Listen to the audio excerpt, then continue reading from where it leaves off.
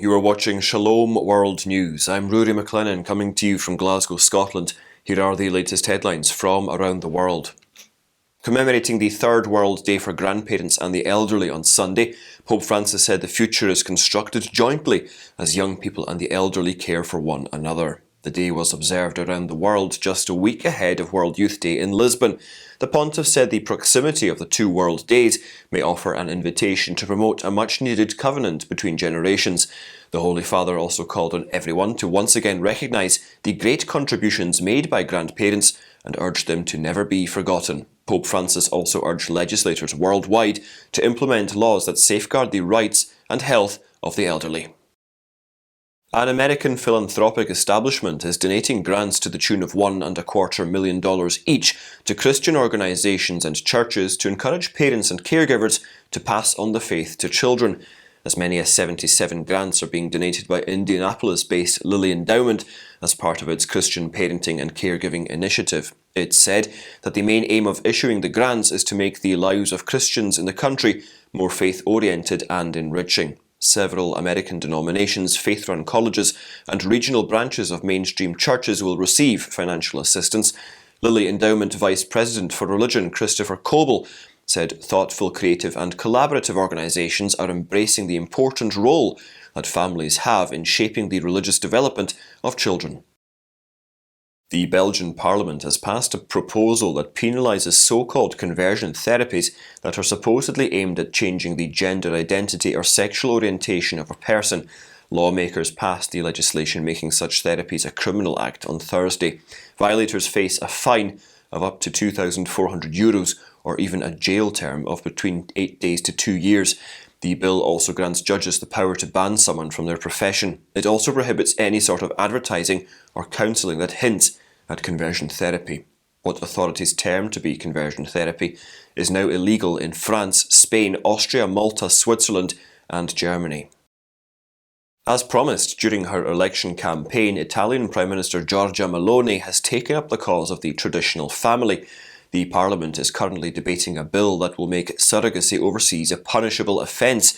Those who violate it risk reclusion and a fine. As part of its attempt to protect the traditional family, the government has also ordered municipalities not to grant birth certificates recognising same-sex parents. Like in many European countries, surrogacy is already an offence in Italy. The ruling Nationalist Brothers of Italy party are strong critics of surrogacy, which they label as an affront to nature.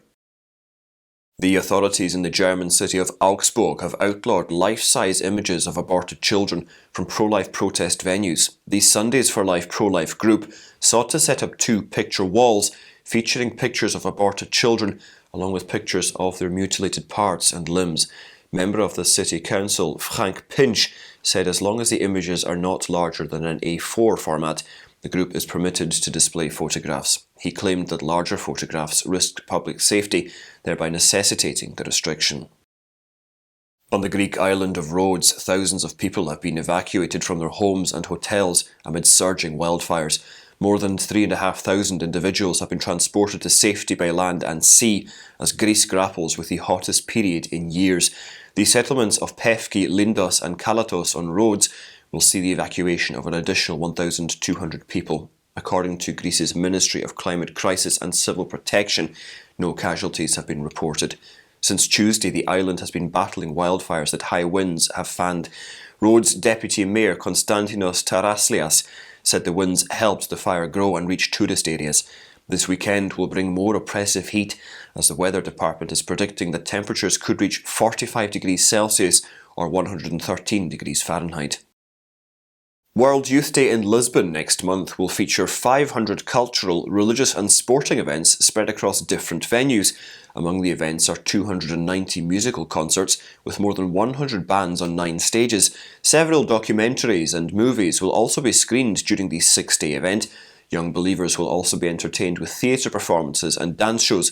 Meanwhile, a welcome centre has been opened at the Portuguese Catholic University, where volunteers can check in and fetch their credentials and kit.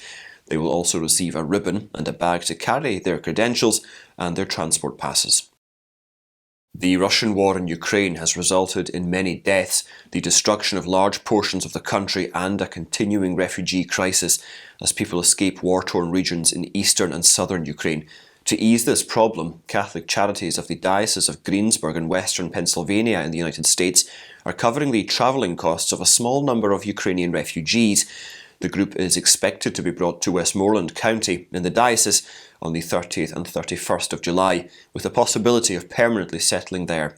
Bishop Larry Kulik of Greensburg and Archbishop Boris Gudziak of the Ukrainian Catholic Archieparchy of Philadelphia are in charge of the endeavour. Meanwhile, a bishop from western Ukraine has told of his desperate efforts to assist 400,000 people who have flooded his diocese. Bishop Mykola Petroluchok told Pontifical Aid Foundation Aid to the Church in Need that over 400,000 internally displaced people have relocated to the province of Zakarpattia from other regions of the country.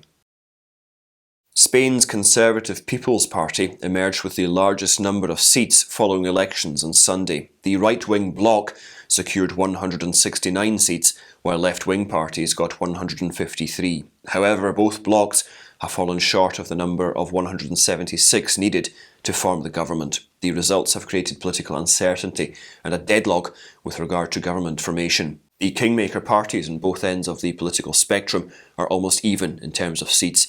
While the right-wing Vox Party won 33 seats, the far-left Sumar got 31. Negotiations to form the government will begin after a new parliament convenes on the 17th of August.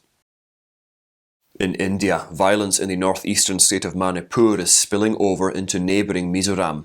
Security was beefed up in Mizoram following widespread protests by Mizo organisations against the ethnic violence in Manipur. There are also reports that members of Manipur's Meitei community in Mizoram are leaving the state. A former militant group told members of the Meitei community to leave after a video showing two women being paraded naked and molested in Manipur went viral on social media.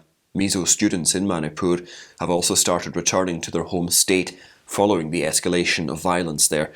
Two Mizo groups have said that they will be staging demonstrations across the state on Tuesday, extending solidarity with the Zo ethnic people in conflict-hit Manipur.